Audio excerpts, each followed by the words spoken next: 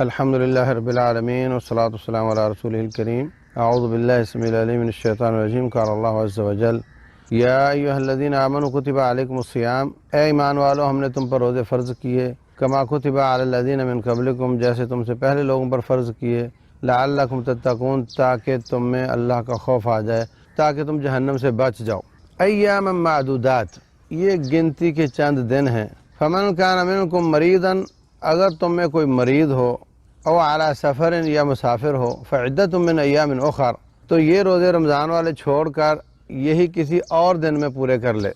وعلی الذین یطیقونہ فدیۃ طعام مسکین، اور اگر طاقت ہو تو پھر ایک مسکین کو کھانا کھلائے۔ اس آیت کو سمجھنے کی ضرورت ہے، اس میں بہت ساری غلط فہمیاں لوگوں میں معروف ہیں اور بڑے بڑے سمجھدار لوگوں میں بھی معروف ہیں۔ پہلی بات تو یہ ہے کہ جو شخص سفر میں ہے، اب سفر کی دو شکلیں ہیں، ایک سفر ہے ہوائی جہاز کا، بالکل سکون کا ہے، ایک سفر بہت مشقت والا ہے۔ تو اگر کوئی سفر کے باوجود روزہ رکھنا چاہے اور اس کے لیے مشقت نہ ہو تو وہ روزہ رکھ سکتا ہے، وہ اس پر روزہ افطار کرنا، روزہ چھوڑنا ضروری نہیں، روزہ رکھ سکتا ہے۔ دوسری بات یہ ہے کہ بعض ایسے مریض ہوتے ہیں جن کو مزید صحت یاب ہونے کی امید نہیں ہوتی۔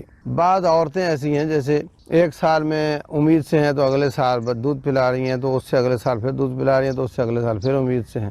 تو اب یہ بار بار روزے چھوڑتی جائیں گی تو بہت زیادہ برڈن بڑھ جائے گا۔ تو ایسی عورتیں اور ایسے مرد وہ فدیۃ طعام مسکین، ایک مسکین کو کھانا کھلا دیں۔ یہاں پر معروف یہ ہے کہ وہ کسی اور کو روزہ رکھوا دیں۔ پھر پوچھتے ہیں جی اپنے بیٹے بیٹی کو روزہ رکھوا سکتے ہیں، کس کس کو روزہ رکھوا سکتے ہیں؟ حالانکہ روزہ رکھوانے کا تصور اسلام میں نہیں ہے۔ تصور کیا ہے؟ مسکین کو کھانا کھلانا۔ مسکین وہ ہو سکتا ہے خود بیمار ہو اور روزہ نہ رکھ رہا ہو، مسکین عورت ہو وہ روزہ نہ رکھ رہی ہو اور اس کو آپ کھانا کھلا دو تو آپ کے روزے کا فدیہ ہو جائے گا۔ تو ایک مسکین کا کھانا ہے ایک وقت کا، اور اس کے لیے پکا کر سالن، روٹی، سلاد اور میٹھا الگ سے ضروری نہیں۔ 1 کلو گندم یا 1 کلو چاول آپ اگر ایک روزے کے بدلے آپ کسی مسکین کو دے دیتے ہیں۔ بعض لوگ کہتے ہیں جی اگر وہ مسکین کو کھانا کھلانے کے بھی لائق نہ ہو، بہت زیادہ کمزور معیشت والا ہو، حالانکہ میں نہیں سمجھتا کہ 1 کلو گندم 50-60 روپے کی، یہ بہت کم لوگ ہوں گے جو یہ بھی نہیں دے سکتے۔ تو ایک مسکین کو کھانا کھلانا ہے، وہ راشن کی شکل میں کسی مسکین کے گھر میں دے دے، مدرسے کے طالب علموں کو دے دے، تو اس کا فدیہ پورا ہو جائے گا۔ فمن شہد منکم الشہر فلیصمہ، چاہیے تو یہ کہ خود روزے رکھے، اگر عذر والا ہے یا عذر والی ہے تو ان دنوں کو چھوڑ کے اور دنوں میں رکھ لے۔ بعض شوگر کے مریض ہیں، وہ روٹین میں بسا اوقات روزہ نہیں رکھ پاتے مگر سردیوں میں رکھ لیتے ہیں، ان کو چاہیے سردیوں میں روزہ رکھیں، وہ فدیہ نہ دیں۔